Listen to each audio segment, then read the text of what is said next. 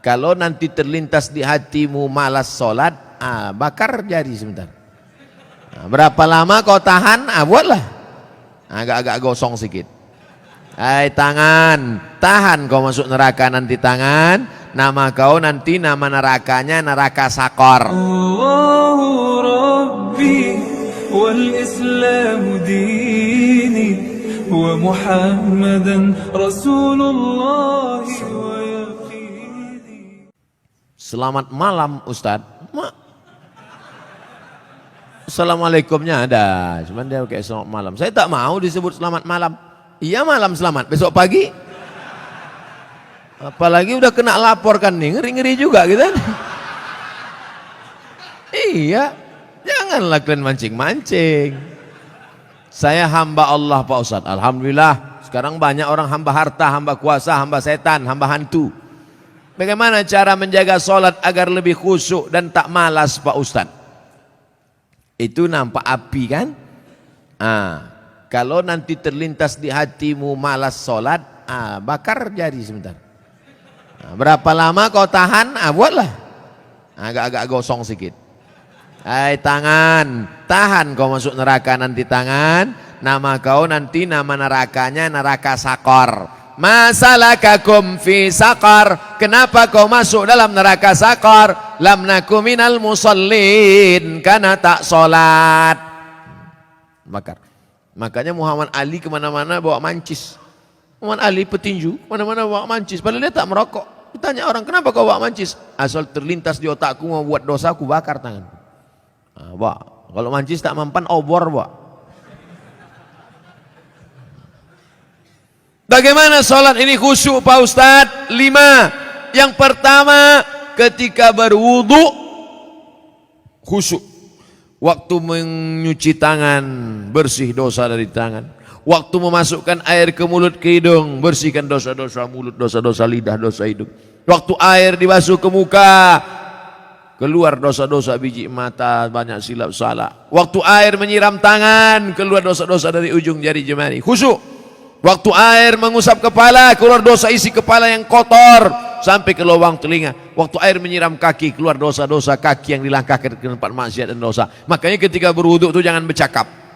Ini banyak orang yang sambil wuduk bercakap. Itu loh, aku bilang sama kau kemarin, panjat pinang itu jangan besar-besar kali pinangnya. Modal kita pun tak ada, tapi kau itulah. Pak RT kan udah ngasih, Pak RW kenapa enggak juga? Entahlah, kentutlah sama dia. Itulah maka tak khusyuk. Karena ketika wudhu masih bicara dunia. Lalu dari tempat wudhu ke tempat sholat tak boleh tasbih. Tasbih menggerak-gerakkan. Tak boleh. Tasbih tak boleh. Yang boleh tasbih. Subhanallah. Makanya kalau ada ngajak-ngajak ngobrol tak usah. Gimana kabar? Subhanallah. Subhanallah.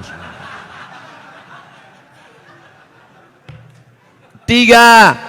Ada terdengar azan, jawab hayya 'alas shalah. La haula wala quwata. Jangan bicara waktu azan. Siapa yang bicara ketika azan dikumandangkan, matinya mati su'ul khatimah. Begitu kata Syekh Imam Nawawi, Syekh Jalaluddin Abdurrahman As-Suyuti. Hati-hati. Lalu kemudian yang keempat, membaca bukan mutola'ah. Mutola'ah mulut tak bergerak. Waktu sholat itu membaca Allahu Akbar kabir walhamdulillahi katsir. Ini banyak orang sholat mulutnya diam.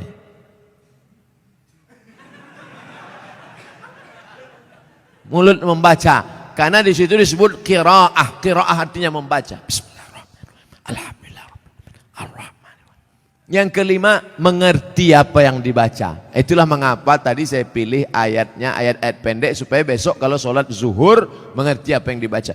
Wailul likulli humazatil lumazah alladzi jama'a malahu wa'addada. Kebetulan kawan di sebelah itu asik ngumpul-ngumpul harta. Jama'a malahu wa'addada. Yahsabu annama lahu akhladah. Kalla la yumbadanna fil hutamah. Apa hukumnya mencium istri sedang berpuasa? Istri siapa?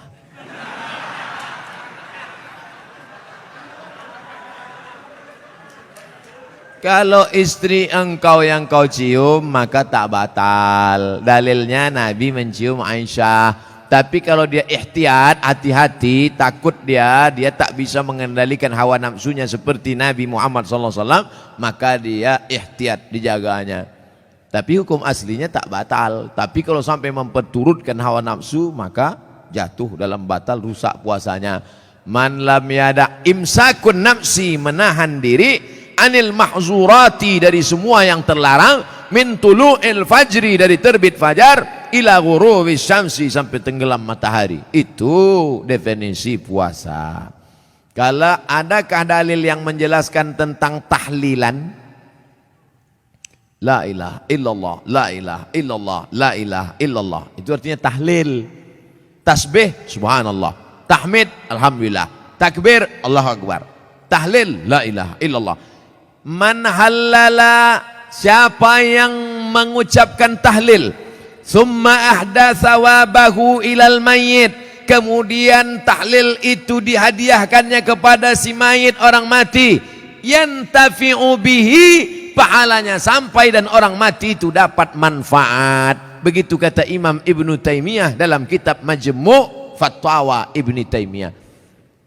Kenapa Ustaz pilih pendapat Ibnu Taimiyah? Karena yang banyak melarang-melarang nih sekarang anak-anak buahnya Ibnu Taimiyah. Paham? Padahal Imam Ibnu Taimiyah dalam Majmu' Fatawa mengatakan siapa yang mengucapkan tahlil dihadiahkannya pahalanya pada yang meninggal sampai. Kalau dimasakkannya bubur kacang hijau. Kenapa Ustaz tiba-tiba ingat bubur kacang hijau? Oke, bubur jagung kalau gitu. Lalu kemudian dihadiahkannya pahalanya untuk almarhum. Sampai apa tak sampai? Sampai. Mana dalilnya? Mana? Kata Sa'ad, ummi matat, makku mati. Afa atasaddaqu anha? Kalau aku bersedekah, pahalanya sampai tak untuk emakku? Kata Nabi, tasaddaq, sampai. Sedekah enggak? Sedekah. Ayu sadaqatu afdal? Apa sedekah yang paling afdal? Kata Nabi, saqyul ma', sedekah yang paling afdal mengasih air minum. Kalau air minum saja sampai, apalagi gulai baung. Artinya sedekah sampai, sedekah sampai, tahlil sampai. Apalagi bacaan Quran, Yasin wal Qur'anil Hakim, innaka laminal mursalin. Sampai apa tak sampai bacaan Quran pada orang meninggal dunia? Sampai. Bacaan Quran untuk orang meninggal dunia sampai. Mana dalilnya? Ketika Nabi SAW melewati suatu makam, diambilnya pelepah korma, ditusukkannya ke makam itu. La'allallaha an yukhaffifa adzabahuma ma lam yaibasa. Tasbih pelepah korma sampai pada orang yang meninggal. Apa komentar Imam Nawawi dalam kitab Majmu', dalam kitab Al-Minhaj Syarah Sahih Muslim Ibn Al-Ajjaj? Kalau tasbih pelepah korma saja sampai, apalagi bacaan Quran orang yang beriman. Buka kitab Ar-Ruh, punya Imam Ibnu Qayyim Al-Jauziyah, murid Imam Ibnu Taimiyah, punya murid namanya Ibnu Qayyim Al-Jauziyah, punya kitab namanya Ar-Ruh, diriwayatkan sampai kepada Imam Ahmad bin Ambal lewat di suatu makam, ada orang membaca Al-Quran, Imam Ahmad bin Ambal melarang, tapi orang itu menyebutkan riwayat hadis, ternyata perawinya thiqah, bahwa Nabi punya sahabat namanya Abdullah bin Umar, anak Umar bin Khattab, berpesan, kalau aku mati nanti, bacakan di atas kuburku, pada bagian kepalaku pangkal Al-Baqarah, pada bagian kakiku ujung Al-Baqarah. Itulah dalil bacaan Quran sampai untuk orang yang sedekah sampai, tahlil sampai, baca Quran sampai. Sudah saya sebutkan dalil-dalilnya. Tak juga percaya, saya tak bisa menjawab. Habis sudah. Saya cuma bisa minta nama lengkap supaya nanti kalau mati saya kirim. Kalau tak sampai, cepat-cepat kasih kabar.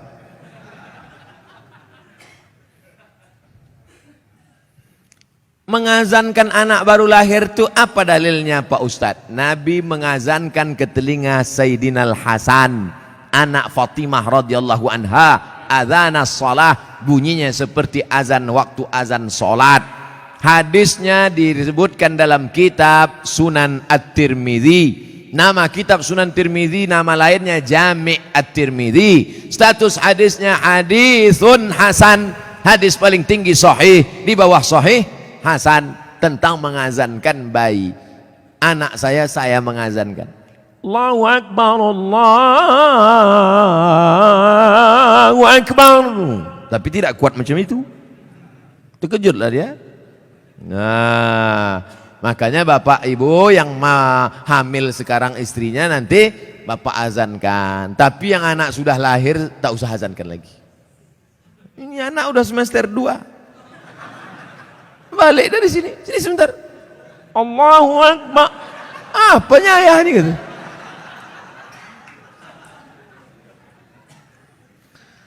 Saya mau tanya mengenai pernikahan uang hantaran. Bagaimana menurut pandangan Ustadz kalau si ibu wanita itu meminta uang hantaran mahar yang cukup tinggi?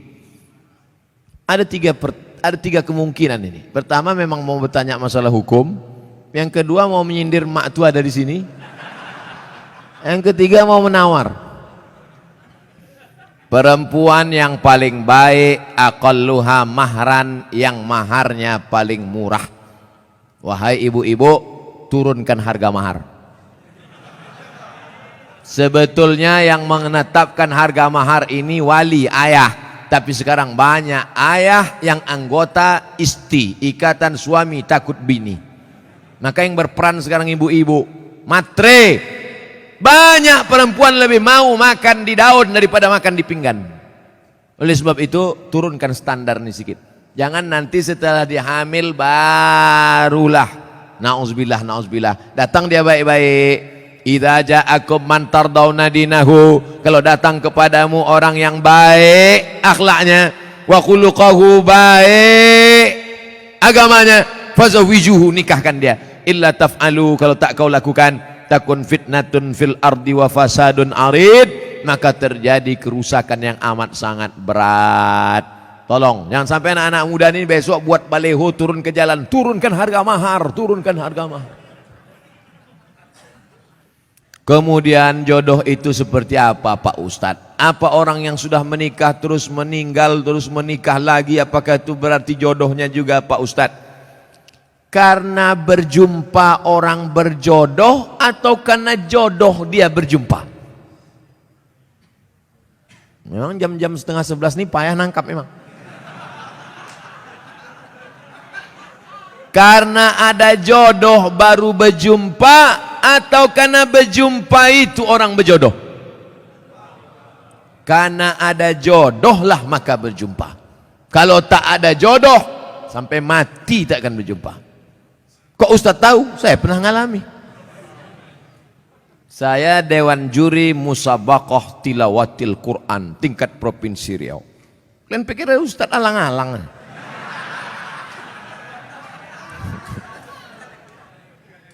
Waktu itu belum nikah. Kata kawan saya, Mat, ku carikan kau perempuan qari'ah hafizah. Kami Dewan Juri waktu itu. Iyalah, kami pun seminggu kami cari, tak jumpa-jumpa. Setelah saya nikah, tahun berikutnya, pas kami sedang makan nasi goreng, berbisik kawan saya, Mat, yang kita cari tahun lalu, tuh di belakang. Tapi kita udah menikah. Maka kalau tak berjodoh, tak akan berjumpa. Karena ada jodoh, itulah maka berjumpa. Oleh sebab itu, jangan nanti yang laki-laki ini banyak salah jawab ini. Papa kok bisa nikah sama mama? Entah salah sambung. Jawabannya mesti kau katakan, aku tak pernah mencari makmu, makmu tak pernah mencari aku, Allah mempertemukan kami. Ibu itu pun dari dapur, so sweet kata dia. Karena jodoh lah kalian jumpa. Mengapa Tuan Syekh Abdurrahman digelar dengan Syekh Silau Laut? Syekh Abdurrahman lahir di Kampung Rau, sekarang masuk Kabupaten Batubara. Lalu kemudian dia merantaulah ke Kedah, karena orang Batubara dulu biasa naik perahu tongkang kapal laut ke Kedah, bolak-balik, karena orang itu dekat Kedah.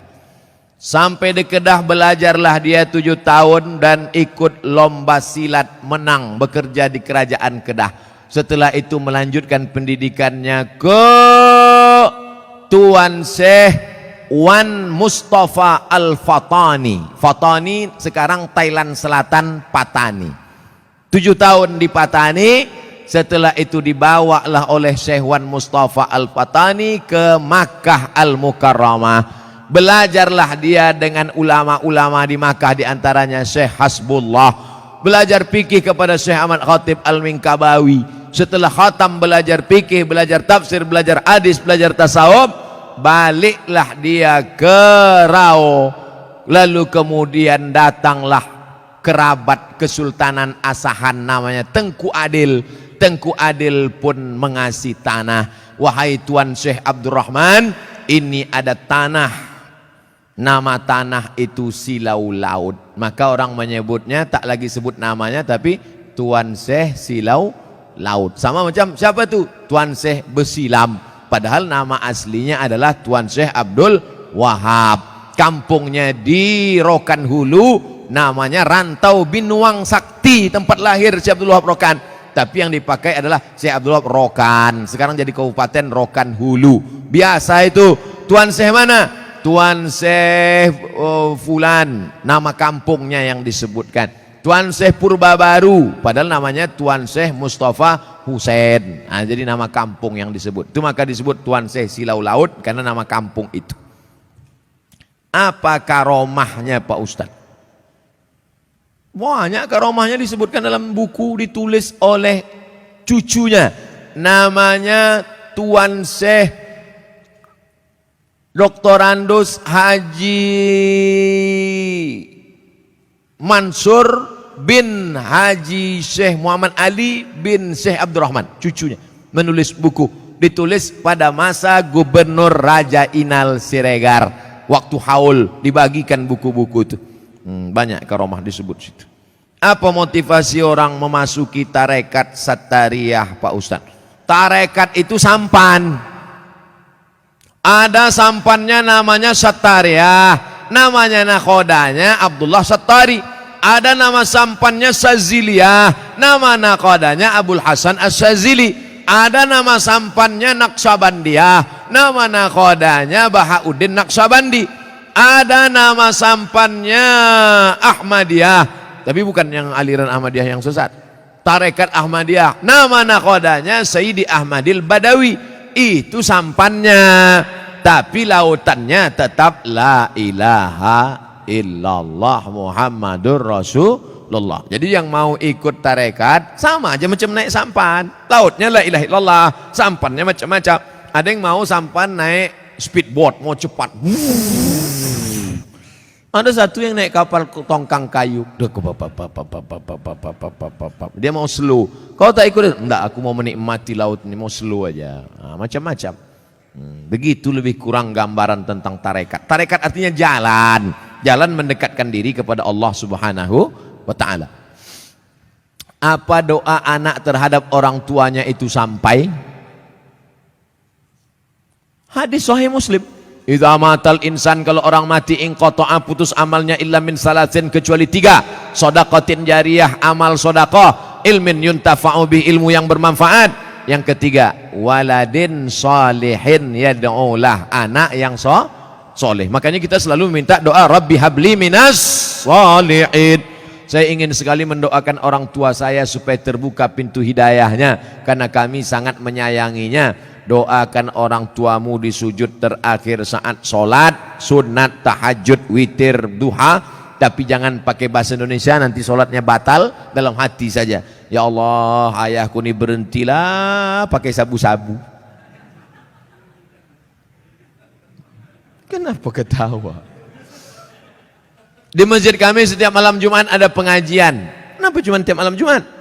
Tiap malam lah. Malam Senin fikih, malam Selasa hadis, malam Rabu akidah, malam Kamis tasawuf, baca Ihya Ulumuddin, malam Jumat stop wirid Yasin, malam Sabtu pengajian akhlak, malam Ahad tablik akbar. Masjid mesti penuh tiap malam, karena kalau tidak kosong masjid. Akan tetapi waktunya dimulai ketika azan solat isya hendak berkumandang, sehingga jamaah solat isya pergi ke masjid lain. Apakah sikap Ustadz itu benar membuka pengajian ketika azan isya berkumandang? Habis solat isya dulu, habis solat isya baru buka pengajian. Kenapa mesti pas azan isya itu? Solat isya dulu, habis solat isya baru buka pengajian. Saya selalu membuka pengajian maghrib. Kalau pengajian di Pekanbaru maghrib. Supaya apa? Supaya orang sholatnya dua, maghrib berjamaah, isya berjamaah. Karena kalau dibuat isya, banyak jamaah datang lambat. Bahkan diumumkan, jamaah Ustadz udah terduduk setengah jam. Buat pengajian maghrib, maghrib ke isya. Di Malaysia kami gitu, maghrib, isya pengajian, habis isya tanya jawab, efektif. Doa berhajat, dia berhajat naik haji dengan menjual tanah. Namun anak-anaknya melarang, malah minta bagian tanah dibagi sebagai warisan jika orang tua meninggal, sehingga orang tua tak jadi mendaftar haji. Bagaimana sikap orang tua dan sikap anak-anaknya ini? Desa kami banyak tanah ladang lebar-lebar Pak Ustadz. Oh, kalau dapat anak tak bertuah ini udah jadi. Datanglah emak-emak umur 70 tahun menggigil saya habis pengajian subuh. Ustadz, anak saya melarang saya karena saya mau pergi umroh. Dilarangnya karena dia katanya dapat warisan. Saya bilang, mestinya dia yang menggendong engkau sampai ke Makkah, balik lagi.